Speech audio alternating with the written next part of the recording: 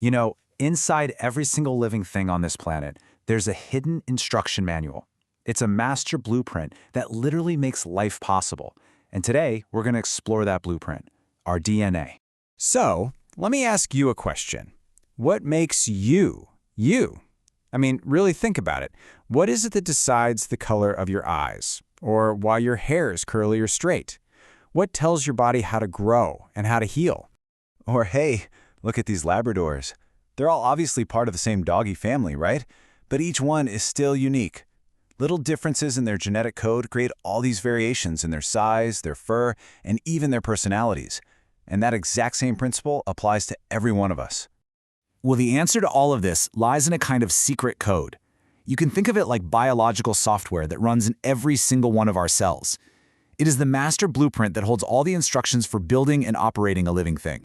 And that blueprint, well, that's what we call DNA, which stands for deoxyribonucleic acid. It truly is the molecule of life, and in this explainer, we are going to follow its instructions right from the very beginning.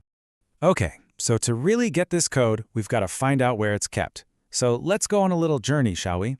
We're going to zoom in from the world we see around us all the way down to the microscopic level.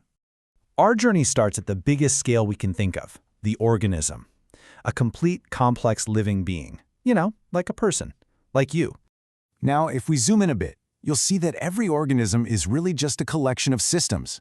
We're all made of these incredibly complex organs, your heart, your lungs, your brain, and they're all working together in perfect harmony. And if we punch in even closer, we find that these organs are built from trillions, and I mean trillions, of tiny individual units. These are our cells, the fundamental building blocks of the body. And boom, we're here. This is our destination.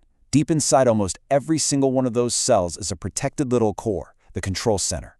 This is the nucleus, and it acts like a high-security vault, safely storing that precious DNA blueprint.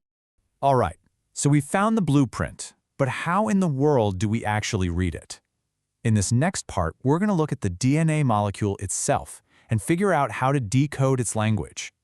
So picture this. DNA looks kind of like a twisted ladder, what we call a double helix. The rungs of that ladder are made from pairs of just 4 chemicals. Adenine, which always pairs with thymine, and cytosine, which always pairs with guanine. The specific order of these letters, A, T, C, and G, that's it. That's the instruction manual for life. Okay, stick with me here. Think of your entire DNA strand as this enormous ancient cookbook. A single section of that DNA, one that holds the recipe for one specific thing, say a protein, is called a gene. Your body has thousands and thousands of these genes, and each one is a completely unique recipe. But wait, we've got a problem. A real logistical nightmare, actually.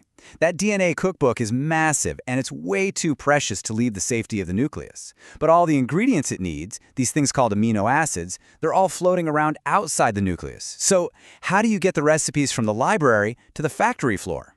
So, what does the cell do? It has this absolutely brilliant solution. It sends a messenger. It makes a smaller, single-stranded copy of the specific gene it needs right at that moment. This copy is called RNA, or ribonucleic acid. It's tiny enough to slip right out of the nucleus and carry that recipe out to the rest of the cell. Pretty clever, huh? Okay, let's head over to the factory floor and see how all this stuff actually gets built. Now that our RNA messenger has the instructions, it is time to start making something. And here it is. Meet the factory itself, the ribosome. This amazing little machine latches onto the RNA messenger and just starts reading its instructions, letter by letter, kind of like an old-school ticker tape.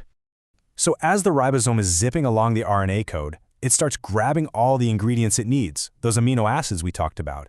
And they're called the building blocks of life for a very simple reason. They are literally the raw materials used to build proteins. And proteins, well, they build pretty much everything in your body. So this whole thing works like a 4-step pipeline. Step 1, a gene is copied from DNA into RNA inside the nucleus. Step 2, that RNA messenger zips out of the nucleus. Step 3, a ribosome reads the instructions. And finally, step 4, the ribosome links amino acids in the exact right order to build a brand new protein. This whole process is happening in your body millions of times a second, right now. It's wild. Okay, wow. We've gone all the way from, a person down to the tiniest molecular factory inside a cell. Now let's zoom back out and see what this all means for the real world, because this is where it gets really, really exciting. And those proteins we just saw getting made, they aren't just some abstract idea. They are the workers, the structures, the little machines that build you. They form your cells, your tissues, your organs, and they determine all your physical traits, like your eye color.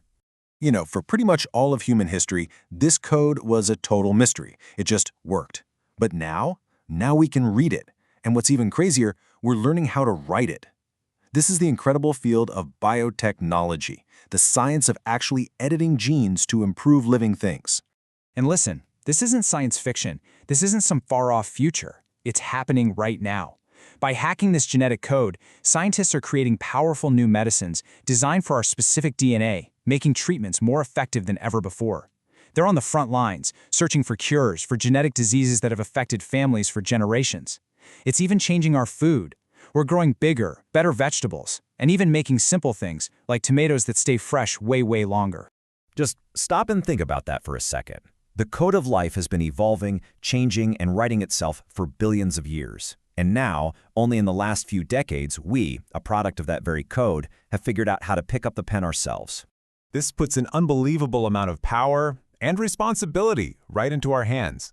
The story of life is still being written, and for the very first time, we have a say in what comes next. So the final question isn't just for scientists, it's for all of us. What will we choose to write in the next chapter?